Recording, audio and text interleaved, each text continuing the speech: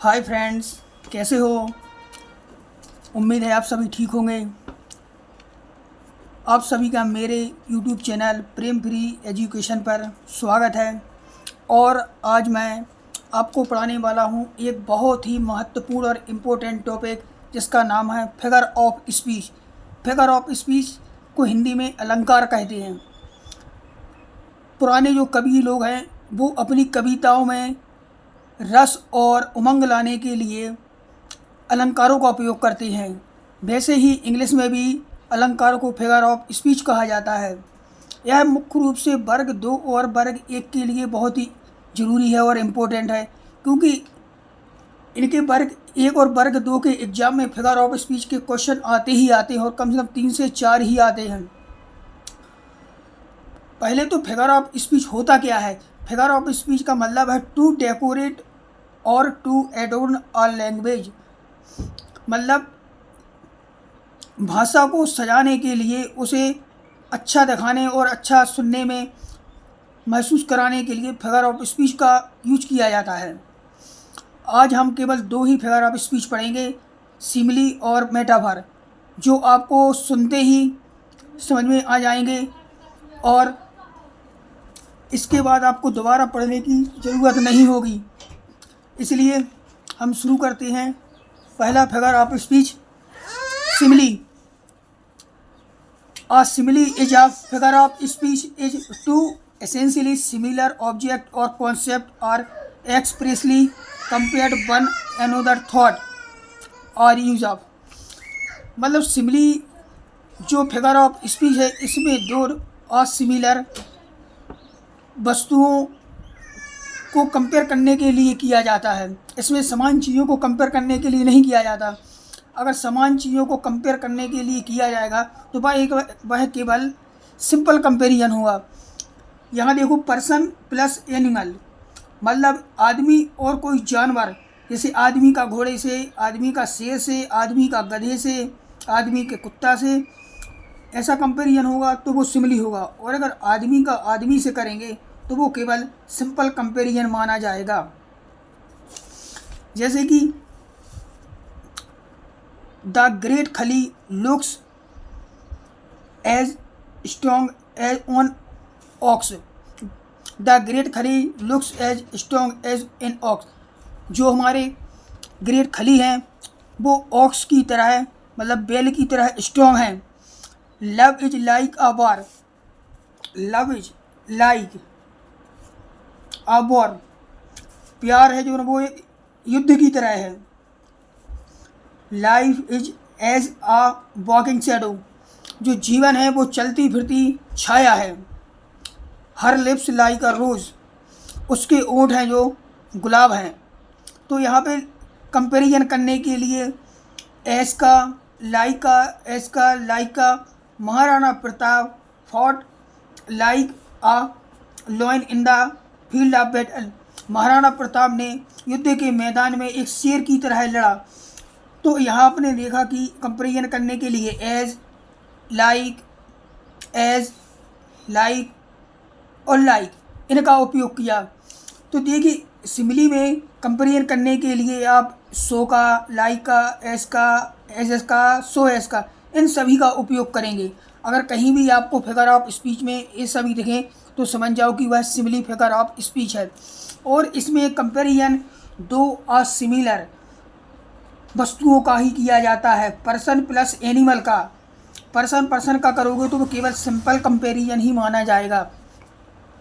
इसलिए ध्यान रखें कि 2 असिमिलर वस्तुओं का ही इसमें कंपैरिजन किया जाएगा। यहाँ पे एक और बात है, सिमिली है जो डायरेक्ट कंपैरिजन है, एक्सप्लिसिट कंपैरिजन है। ये अंदर बहुत ही अंदर की बात है, जो कभी कभी एग्जाम में पूछा जाता है कि सिमिली कैसा कंपैरिजन है। तो सिमिली है वो अपना डायरेक्ट कंपैरिजन है, सिमिली अपना एक्सप्लिसिट कंपैरिजन है। यहाँ कुछ और उदाहरण देखिए। स्लाई एज अ फॉक्स, वह सियार के जैसा चतुर है। स्लाई एज अ फॉक्स, लोमड़ी की तरह चतुर है, वह लोमड़ी की तरह होशियार या चतुर है। स्लेप्ट लाइक अ डॉग, वह कुत्ते की तरह सोता है, like as Seema sings as a cuckoo, Seema है वह कोयल की तरह गाती है। अगर मैं यहाँ पे लिख दूँ कि माया सिंग्स एज हर मदर, अभी हम आपसे बोले कि कौन सा फिगर ऑफ स्पीच है, तो आप बोलेंगे ये सिमली है, लेकिन ये सिमली नहीं है, क्योंकि सिमली का मैंने पहले ही बोला था कि दो असमान ऑब्जेक्ट होने चाहिए। इसमें माया और उसकी मदर दोनों पर्सन ही पर्सन है, इसलिए यह केवल सिंपल कंपैरिजन है, सिंपल कंपैरिजन है, यह सिमली नहीं है।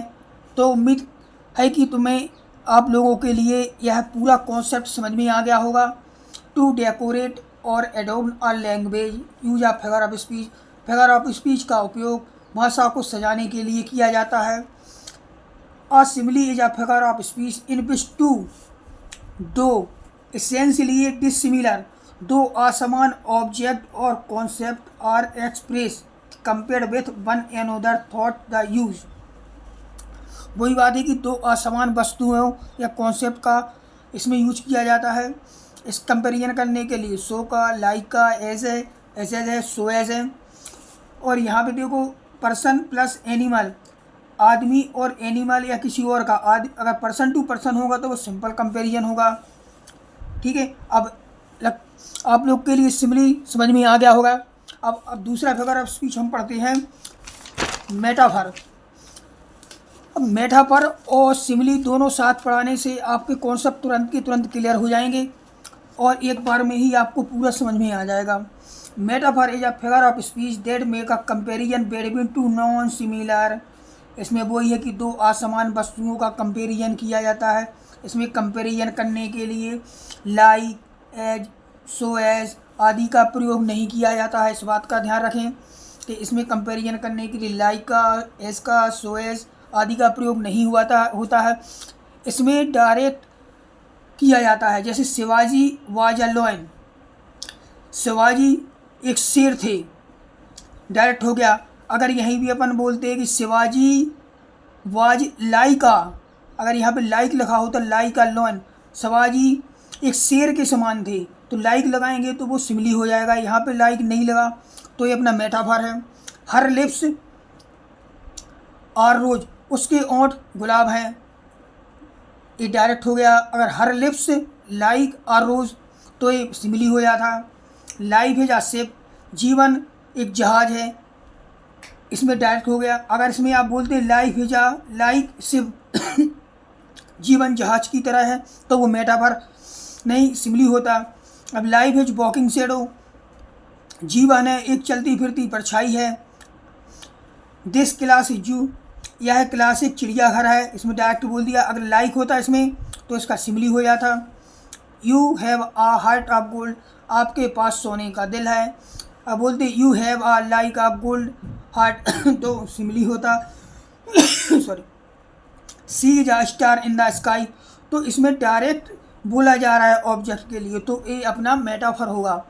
अब दो कुछ शब्दों में आप दोनों को एक साथ समझ लिए। सिमिली में अपन कंपेरिजन करने की लाइक का, एस का, सो का, सो एस का, एस का, इनका